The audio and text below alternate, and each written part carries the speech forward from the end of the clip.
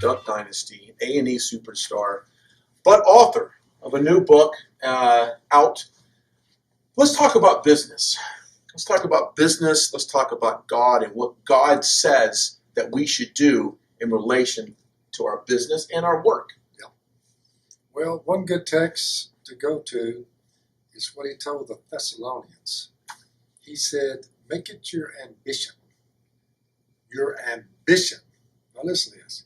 To live a quiet life, to mind your own business, to work hard with your hands, doing something that's good, so that you can share with others who are in need, so that you won't have to be dependent on anybody.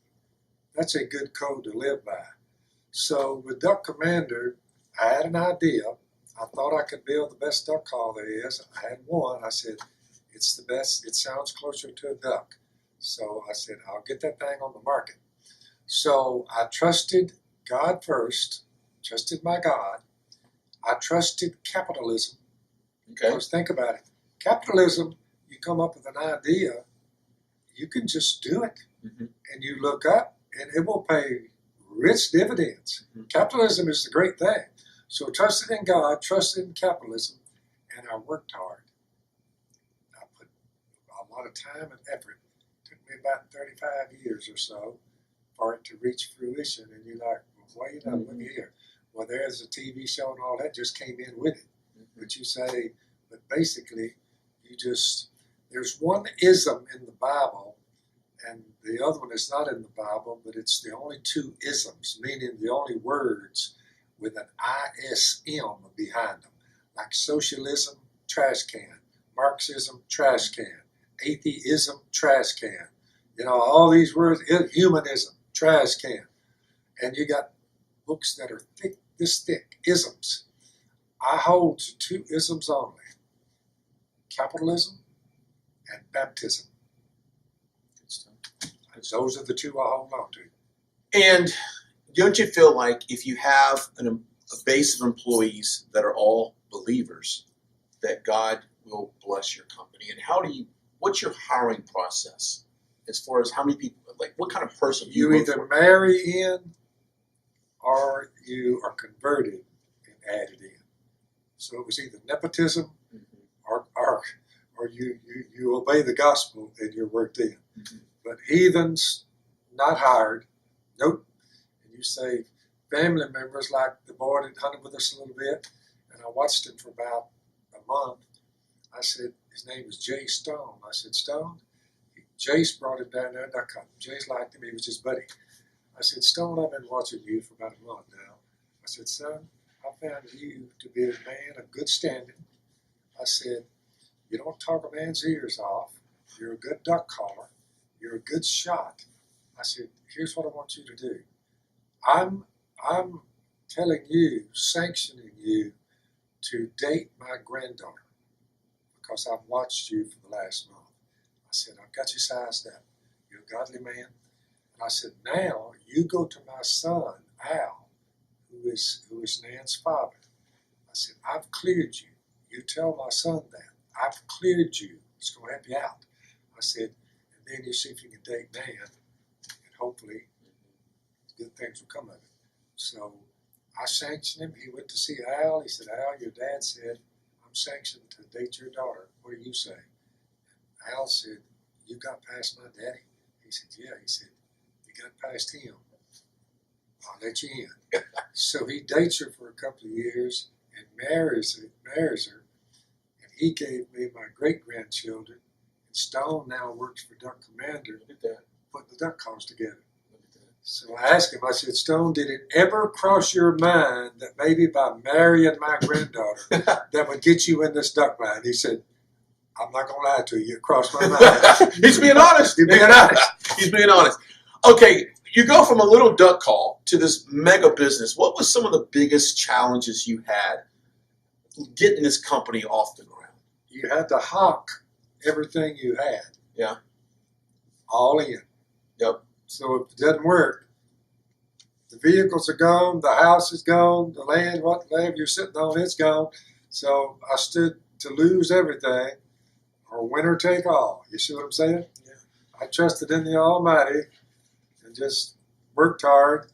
And Miss Kay was the bookkeeper, so we just took off. And it was just, as I document in the book, $8,000 first year gross sales, 13.5, 22, 37, 60, and then finally we hit the 100,000 mark. We're like, boy, Wow. we're rolling that. And then it kept getting in 300, then 500, then a million, then two, then three, then four. You see what I'm saying? Mm-hmm. It just kept getting bigger. And then when the show hit, The show hit like a rocket. Now, did you guys ever think financially it would end up like it has now? Never. Never.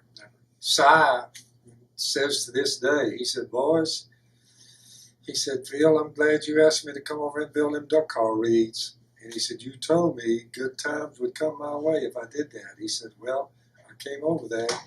And he said, I've always been an idiot, always acted like an idiot. He said, but I never thought I'd find a bunch of fools that pay me to act like an idiot. Yeah. He said, A&E rolls in and big bucks came my way. Yeah. So Si turned out to be a multi-millionaire, you know.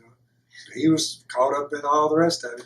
How did the community around that West Monroe area react to all your success?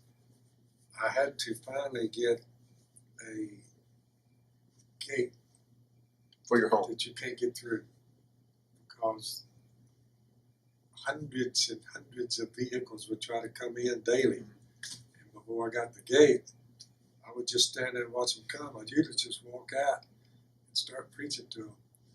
We converted quite a few by just to be a caravan. I said, well, you know, maybe I'll sneak them enough where they'll leave. I mean, it was just really a hassle, a big hassle. Do you think all the ducks of northern Louisiana knew to fly around your properties? I think they knew that you guys were marksmen. A lot of them are have been and still are flying around us. They're afraid of you guys. You are correct. They know who we are. They fly as it dies. When they come in, man, you talk about one mistake down there and you're in the pot. Yep. Is there any similarities between life and hunting? Anything that you can learn in duck hunting, and then you can translate that into life? Everything in life, our hunting ducks, calls for patience. It does call for dedication on our part and the drive to get up before daylight every morning and go down there and get a spread of decoys out. We pull our whole spread. Every time we leave a duck blind, we pull up everything. If we move the next day, we set it all up, because if you leave the same decoy spread out, ducks get used to it. Smart. Yeah, they're smart. So I would say the drive about it all, just the drive to get up and get it.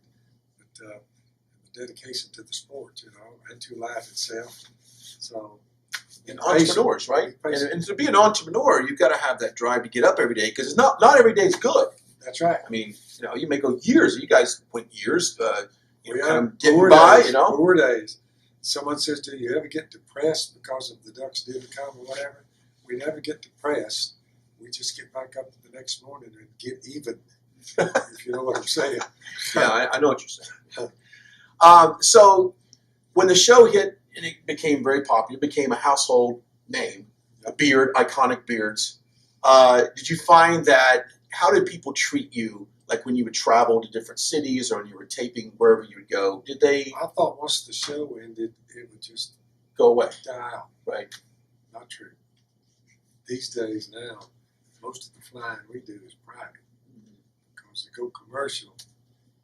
I couldn't imagine some of the backlash that you might get. I mean, big hassle. it's a big hassle, right? Because you Big guys hassle. stand out, Big you hassle. know. I mean, You we know, got they walk up to me and they'll say, anybody ever told you look like that guy on TV? I said, yeah, there's a few, you know, mistaken identity probably. They're like, they stand there, look at him, and get ready for the pictures or whatever. Right. Way too much. Way too much. Where do you see Duck Commander 10, 20 years from now? Product-wise and also impact on society. If this bunch keeps equating guns with murder, if they finally begin to really come down hard and take up the weapons we hunt with, I would really tell people, never give up your guns. One once they get the guns, that's when they can put it on you then. So right now we have a 30 to 40 million standing army who's armed. 600,000-700,000 deer hunters in Wisconsin, 275,000 in Pennsylvania. You're like, in northern states, that's well north. Everybody and his brother has a high-powered rifle. If we were attacked by a foreign enemy, we would be a bone to be chewed. Just the population. You know what I'm saying? So that's good feeding in and of itself. If you give them all up, that'll be it. I noticed the younger crowd do not seem to have the same drive for hunting as they once were. That was my next question. It's like, how do you get someone that's never been exposed to hunting, how do you get their interest in going out and spend some time at a duck blind? It's a good question. So that I don't know, but I just noticed they don't seem to be as fired up about it as young people 20 years ago, 30. Well, that's why we have publications like Hook and Barrel, right? Because I think God, we have Hook and Barrel because they can expose all the outdoors to all these young We've people. done a lot Yeah? for hunters and all, no doubt about that. Yeah. But it's a wonderful way to spend the day. You know, deer hunting, duck hunting, any of that. It's a great way to spend the day. Enjoy God's green earth. Biblical too. Yep. Dream hunt would be where? Anywhere in the world, where would you want to go? If you were hunting ducks, the Snake River, Idaho. Okay. Snake River up in Sure. Idaho. It's a lot of ducks come down that thing. Washington State's real good duck hunting. Pasco. We went out west just to see how it was. We were very surprised. Long ducks. They're not hunted as hard as they are down in Louisiana, Texas.